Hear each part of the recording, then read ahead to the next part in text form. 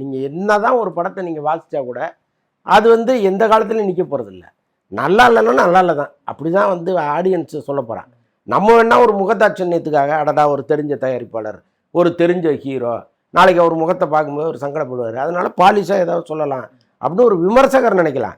ஆனால் படம் பார்க்குற ஒருத்தர் வந்து எந்த பாரபட்சமும் இல்லாமல் தான் படம் பார்ப்பார்.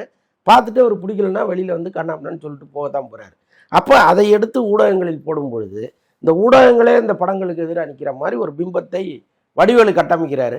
இன்னொன்று அவர் பாவம் ஒரு விரக்தியில் பேசுகிறார். அவருக்கு இன்றைக்கி வாய்ப்பே கிடையாது. ஆல்மோஸ்ட்டு தமிழ் சினிமாவில் இருக்கிற டாப் இயக்குநர்களும் சரி நடிகர்களும் சரி அவரை கைவிட்டாங்க. அதுக்கு காரணம் என்னென்னா, வடிவேலு எந்த படத்தில் நடித்தாலும் அந்த படத்தின் ஹீரோவுக்கு ஒரு அழுத்தம் கொடுப்பாரு, டைரக்டருக்கு ஒரு அழுத்தம் கொடுப்பாரு, நான் சொல்கிறது தான் நீ செய்யணும்பாரு. பல நேரங்களில் அவரே டைரக்டராக மாறிடுவார். இப்போ இந்திரநோகத்திலாம் அழகப்பண்ணு ஒரு படம், தம்பி ராமையா தான் டைரக்டர்.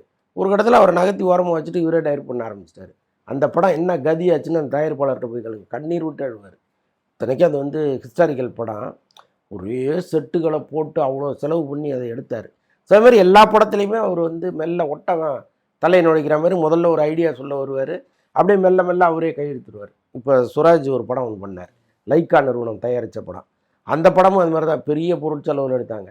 கடைசியில் சுராஜ் எடுத்து ஓரமாக உட்கார வச்சுட்டு இவரே டைரக்ட் பண்ண ஆரம்பிச்சிட்டாரு. கடைசியில் என்னாச்சுன்னா அந்த படம் யாராலையும் ரசிக்க முடியாமல் போச்சு. ஸோ அதனால் வடிவேலு வந்து சினிமாவில் இப்போது நம்முடைய நிலைமை என்னங்கிறத உணர்ந்து, ஆகா நம்ம ஆல்மோஸ்ட்டு போயிட்டோம், சரி போகிற போக்கில் நான் ஏன் போனோங்கிறத ஒரு 10 பேர் தலையில் பழியை போட்டு போயிடும்னு நினச்சி போகிறாரு, வேறு ஒன்றும் இல்லை.